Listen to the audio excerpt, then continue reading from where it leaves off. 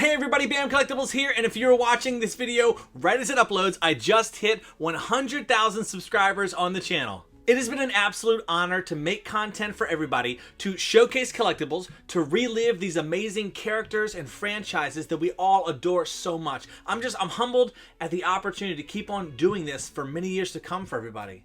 Please look forward to two different videos that I'll be having on the channel in the very near future. The first one is going to be my 100K live stream special that I'll be doing on Friday, November 13th at 8:30 p.m. Eastern Standard Time. And the second video is going to be pretty emotional. Probably when I get my silver play button, I'll have a chance to reflect on the channel, things we've been through, how we've grown, and just the overall history of the channel so far. So I look forward to seeing you in those two. Without delay, what you came here for, this giant box. There's actually two boxes right here, almost the height, probably almost 6 feet tall. I'm about 5 feet 11 right here. But two giant boxes. Let's dive in and see what's inside. All right, everybody, I hope you have your seatbelt on because we are going to be going on a wild ride today, unboxing none other than Green Lotus, Naruto and Sasuke with Kurama armored in Susanoo.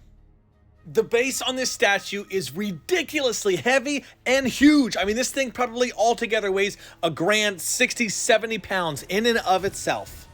Now, because of the weight and size, I won't be able to hold it up and showcase it like I normally do. We're going to take some zoomed in shots. We will see Kurama here with his claws.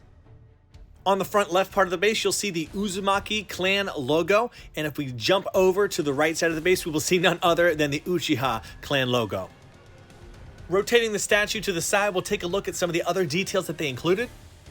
The lava markings are painted with a translucent yellow and orange, so later on, as LEDs shine through, it's going to look incredible. So wait and see that, and on the very top of the base, you'll see tons of notches and grooves that are carved out to later attach some effect pieces all over. That centerpiece right there is a spotlight that will be shining upwards on Kurama. Tilting this back, we're going to see a silhouette of Kurama in black and white. On the right side there, you will see Green Lotus Studios logo, and then also it showcases the edition size. There are only 200 of these statues made. 200, that is actually such a small amount worldwide.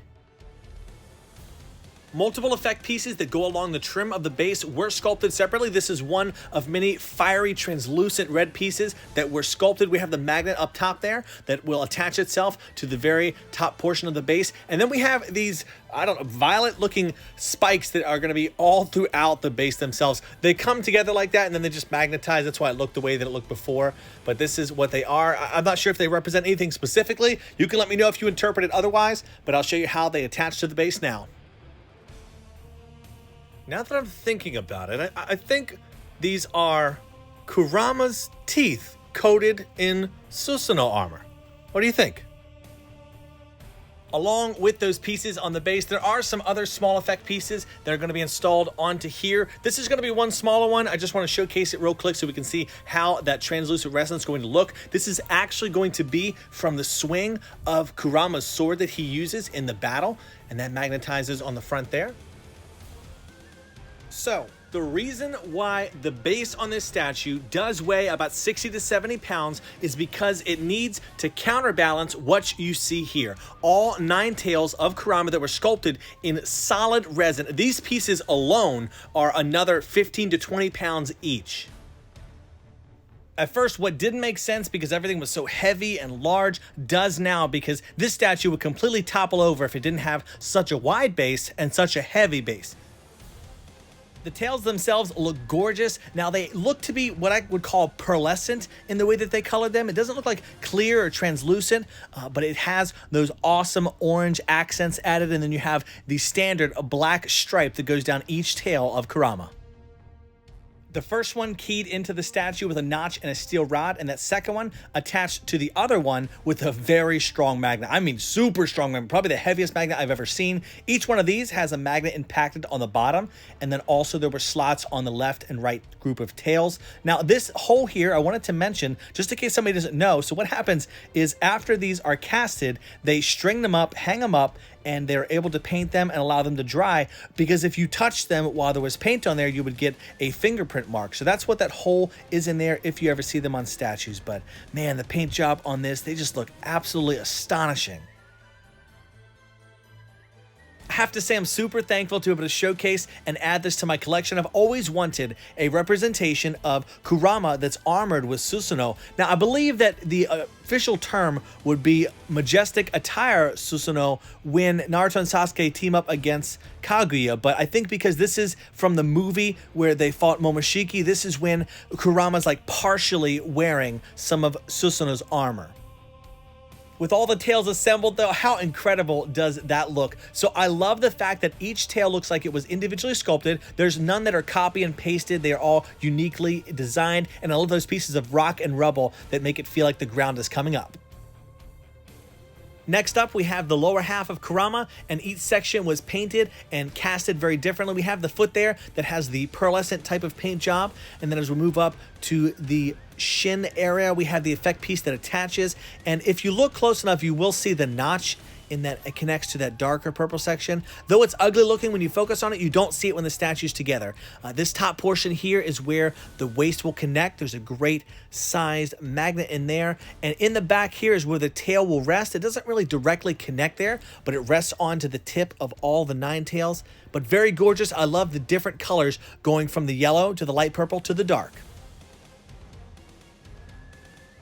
I didn't say before, but there's a steel rod in the left foot and also a magnet on the bottom of the right that allow it to sit on the base.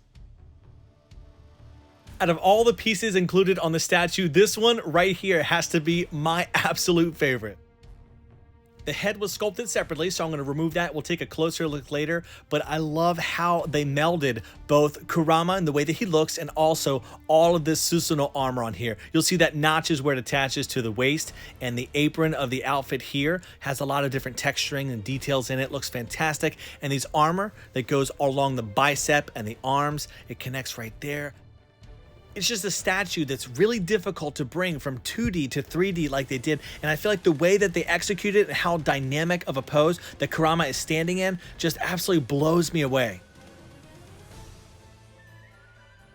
I've unboxed and showcased many head sculpts on the channel, but none this cool looking. Such an awesome blending of the Susanoo armor and Kurama himself. You'll see his teeth there. There's also a seam line. Looks like that bottom jaw was sculpted separately. But again, that's the kind of details that just disappear over time. His eye was painted nicely. I love the blending of the oranges and yellows. Flipping him on the bottom, you'll see there's a little magnet in there and a groove in which he'll fit on the top of the head.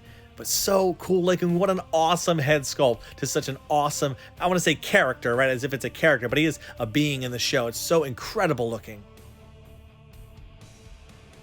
I do want to be 100% transparent with everybody and say a special thanks to GAC Games Animation Collectibles for sponsoring this video and sending me this statue for my 100K celebration.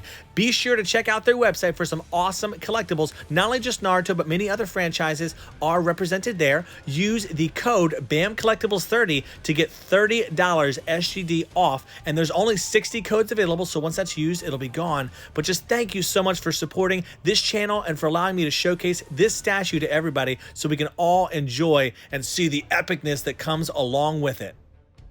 I haven't said so already, but this statue is inspired by the movie Boruto Naruto Next Generation, and this piece right here is specifically coming from Momoshiki's giant lava golem that he had used briefly in the fight with Naruto and Sasuke. Now, right here is where it's going to be connecting to the wrist of Kurama, and right here you'll see a circle where a little magnet is. That's very important later on. We'll be connecting a piece, and just remember where that magnet is.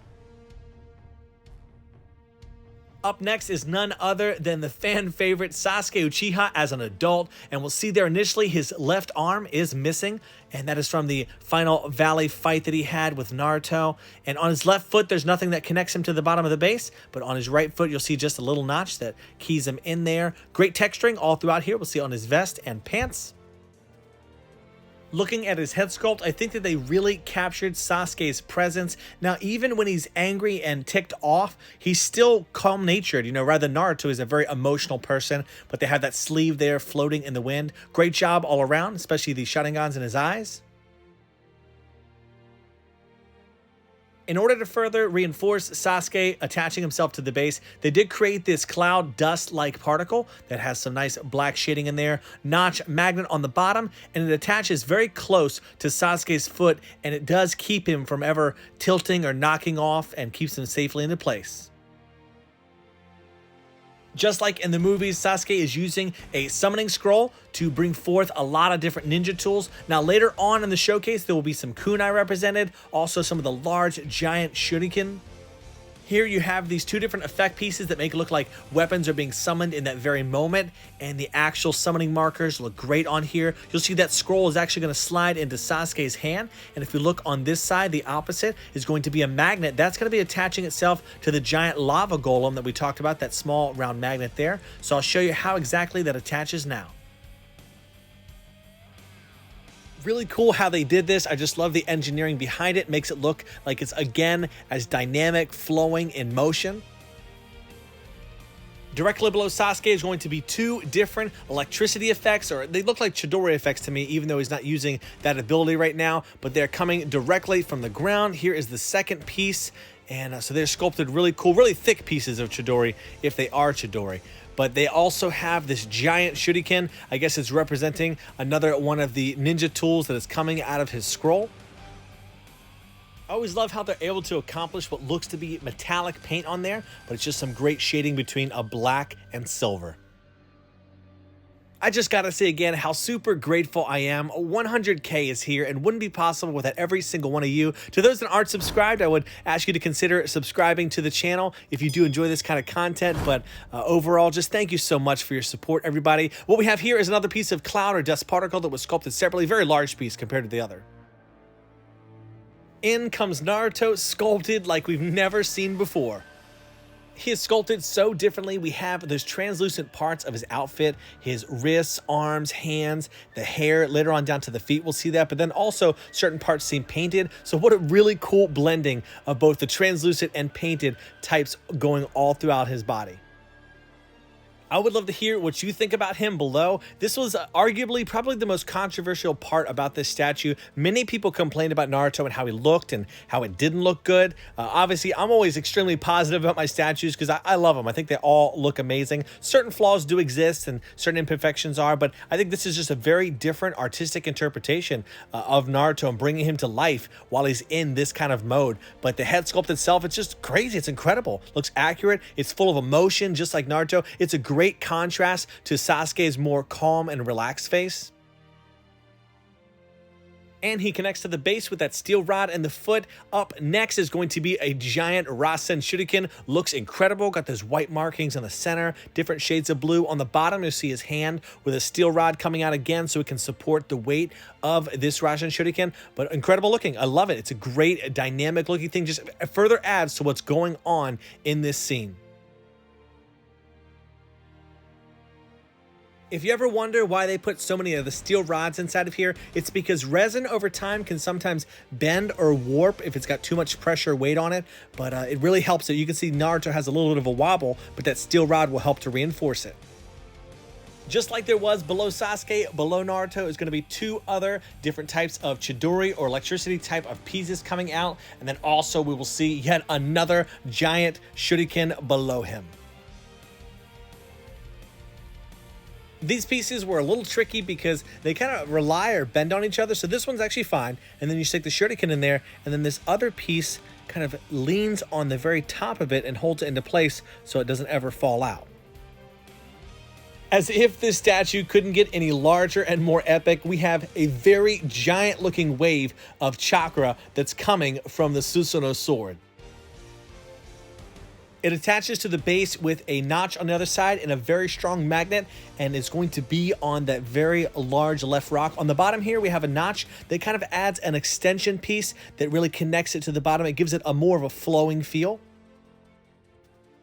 Here is that extension piece right here. So again, just further adds to the flow of the sword. I guess they didn't want to make it too long because that's more liability the longer you make it. And the way that it fits in, it just flows so perfectly.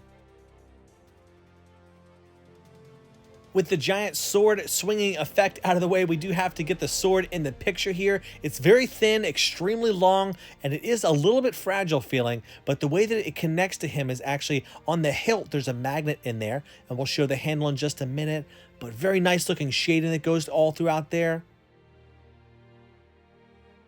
Again, that handle just nicely magnetizes on there. And that's actually how we're going to be attaching it to Kurama's hand. So the handle is going to go through the portion of the hand, and then the rest of the sword is going to be resting on the giant swinging effect, and then gravity just holds it into place.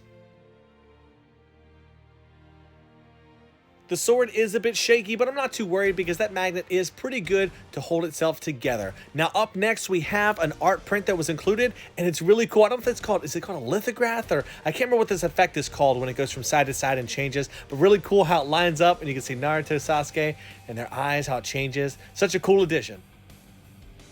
Oh, wouldn't be a video unless you showed up. Get out of here. Before we jump into taking a look at the LEDs, we have one last effect piece that we need to add onto the statue. Here's what it looks like, and you'll see where it goes in a moment. But man, you better buckle up. You ain't ready for these LEDs. It's gonna get really lit up in here.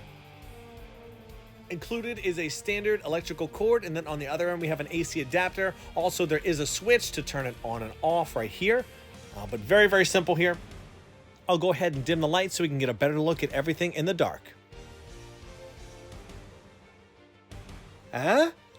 See, I told you, it's gonna get lit up in here, man. It looks so beautiful. This statue is incredible. How it brings the bottom of that base to life. Look at the face of Kurama there. The way these spotlights are shining up, brightening up Kurama's face, and all those different lava markings on the side. It's just incredible how those are all lighting up. It looks incredible in the dark, and even more awesome when we turn the lights back on. Extremely bright and vibrant. I love the way that it has the purples and the yellows just being pulled out. I wanted to turn the lights off and back on so you can see what a difference it makes on this statue.